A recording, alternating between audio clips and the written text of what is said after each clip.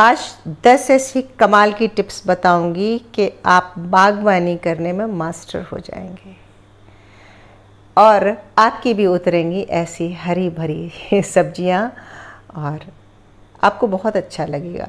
छोटी छोटी बातें होती हैं जिनका ध्यान रखना है। तो चलिए शुरू करते हैं टिप नंबर 1 से।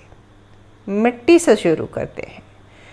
एक फसल के बाद मिट्टी को और कंटेनर्स को हमेशा धूप दिखा लेना चाहिए। इसे हम स्टेरलाइज करना कहते हैं। इससे फंगस जनित रोग से पौधा मुक्त हो जाता है और यह बहुत ज़रूरी टिप है। जब कंटेनर अच्छे से सूख जाए तब उसे दोबारा भरने से पहले उसमें नीचे सूखी पत्तियां, गार्डन का गार्बेज वगैरह ज़रूर डालना चाहिए।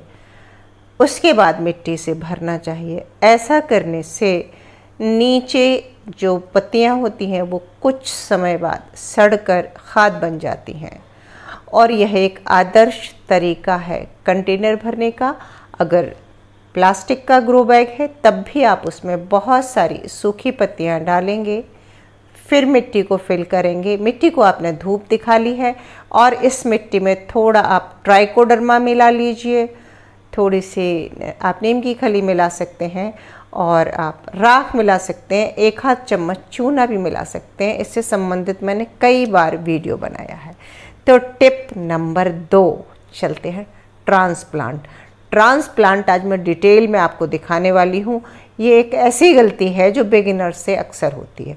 आपने अच्छे से मिट्टी तैयार कर ली, धूप दिखा ली, जगह जगह गड्ढे किए और उसमें देखिए आपने ये खाद डाला।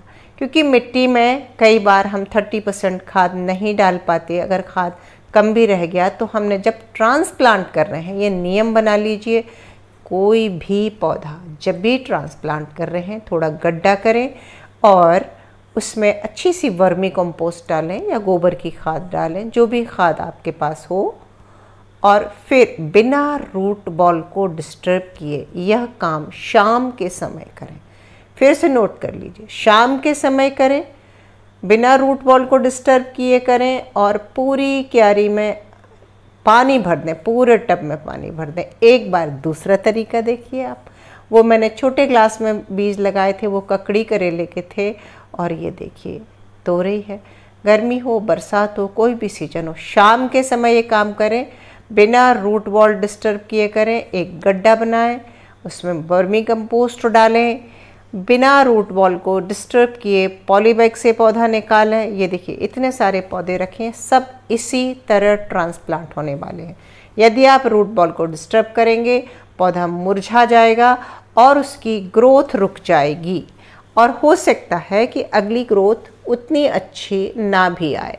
और ये जो आप कंपोस्ट डाल रहे हैं ये कच्ची खाद नहीं होना चाहिए। गोबर की डाल रहे हैं तो पूरी तरह सड़ी होना चाहिए, अन्यथा आपके छोटे पौधे में ही फंगस लग जाएगा। तो एक बार आप पूरा डिटेल और देख लीजिए कि इस तरह का वीडियो बहुत कम लोग आपको बताते हैं कि किस तरह से ट्रांसप्लांटेशन चल रहा है। ये क्लिप आप देख लीजिए और उसके बाद हम चलेंगे 3rd टिप पर।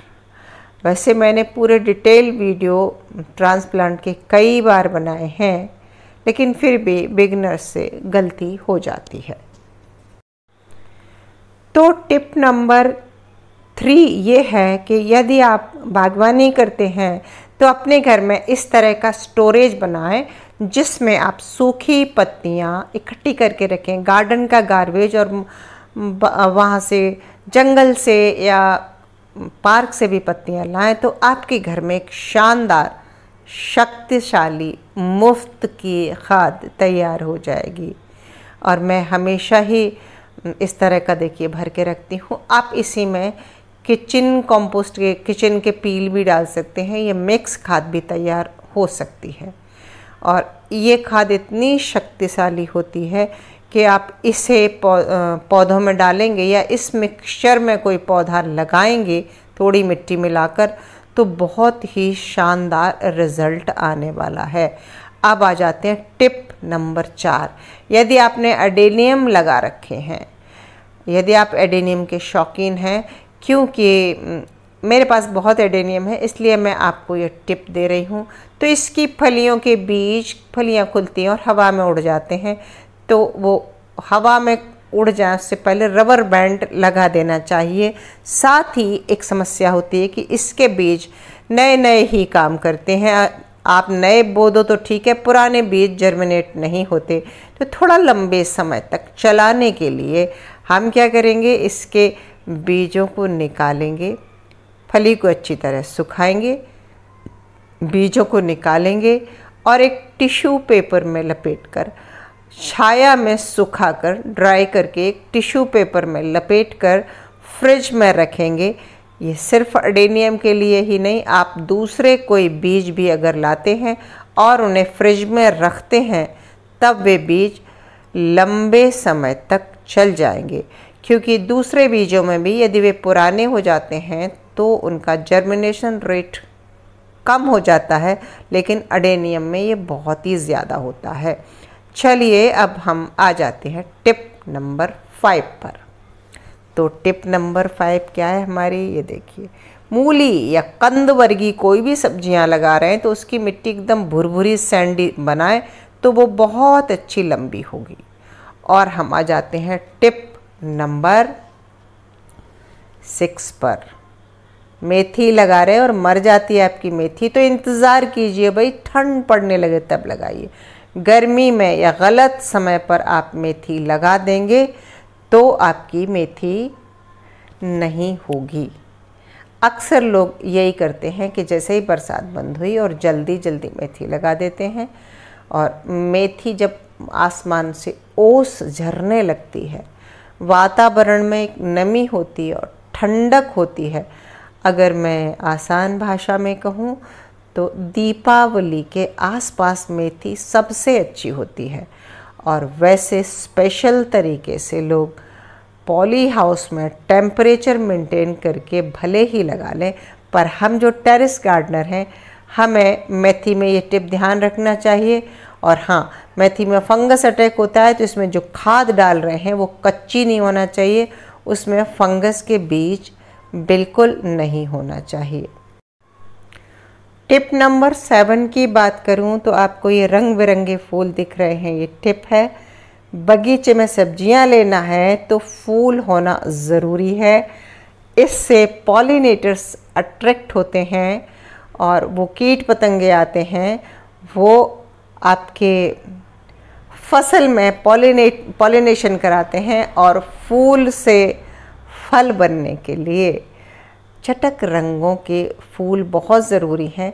ये सीजनल फ्लावर हैं, लेकिन इन्हीं पर जब कीट पतंगे आएंगे, शहद की मक्खियाँ आएंगी तो वो सब्जियों के फ्लावर्स पर भी बैठेंगी और हमारे बगीचे में सब्जियां उतरेंगी। अब बात करती हूँ टिप नंबर 8। आपने फूल लगा लिए, आपके यहाँ पॉलिनेशन भी हो गया, लेकिन सब्जियों में अच्छी ग्रोथ के लिए आपको बेलगिरी का खाद अगर मिल जाए तो बहुत ही अच्छा है। ख़ास करके गर्मियों में शीतलतादायक खाद होता है। बील के फल को पानी में डाल दें, 1 किलो बील के फल को 4 किलो पानी में डाल दें, 100 ग्राम गुड़ डाल दें, 21 दिनों के लिए रख दें और फिर छान के भर के रख लें और इसे पानी में 20 गुने पानी में मिलाकर पतला करके देंगे तो देखिए लौकियों के फल ऐसे लगेंगे। और टिप नंबर 9 की बात करते हैं। बहुत अच्छी हार्वेस्टिंग हुई है, एक साथ बेल ने 3-4 लौकियां दी हैं। ये देखिए पालक बहुत अच्छी बड़ी बड़ी है। टिप नंबर 9 क्या है कि आपने जब भी हार्वेस्टिंग करना है, वो भाजी की हो या बेल वर्गी हो या बैगन हो, हार्वेस्टिंग के बाद पौधे को फिर से अच्छा खाना खुराक देना है, मतलब खाद देना है। पौधे ने अपनी सारी एनर्जी लगा दी है फल को प्रोड्यूस करने में, पत्तों को हरा भरा रखने में। तो अगर आप चाहते हैं कि उसमें अगली नई ग्रोथ हो और नई फ्रूटिंग हो तो नई मिट्टी, नई खाद उसको ऊपर से कंटेनर में आप अच्छी आधा किलो वर्मी कंपोस्ट लेके आधा किलो मिट्टी मिला के एक मिक्सचर बनाएं और इस मिक्सचर से ऊपर से गमले को फिल कर दें। और अगर गमला फुल है, भरा हुआ है, तो फिर आप उसमें लिक्विड मैन्योर भी दे सकते हैं। ये बहुत ज़रूरी टिप है। अगर आप इसे फॉलो करेंगे, और एक टिप, आखिरी टिप जो है 10, टिप नंबर 10, वो भी मैं आपको बताऊंगी कि तो टिप नंबर 10 बहुत मज़ेदार है। आप शायद विश्वास भी न करें, पर पौधे स्पर्श समझते हैं। पौधों को प्यार करें, छूकर देखें, रोज़ उनके पास आएं, पत्ते पलट कर देखें, और यदि उनके पत्तों में नीचे की तरफ कीड़े वगैरह लग रहे हैं तो उन पत्तों को हटा दें। मिट्टी ऊपर की हार्ड हो रही है तो थोड़ी सी किसी लकड़ी वगैरह से मिट्टी को ढीला कर दें, और बीच बीच में नीम ऑयल जो कि साबुन में घोला जाता है उसको घोलकर स्प्रे ज़रूर करते रहें। तो कैसी लगी आज की ये टिप्स, कमेंट करके ज़रूर बताइए। मिलते हैं अगले वीडियो में। नमस्कार।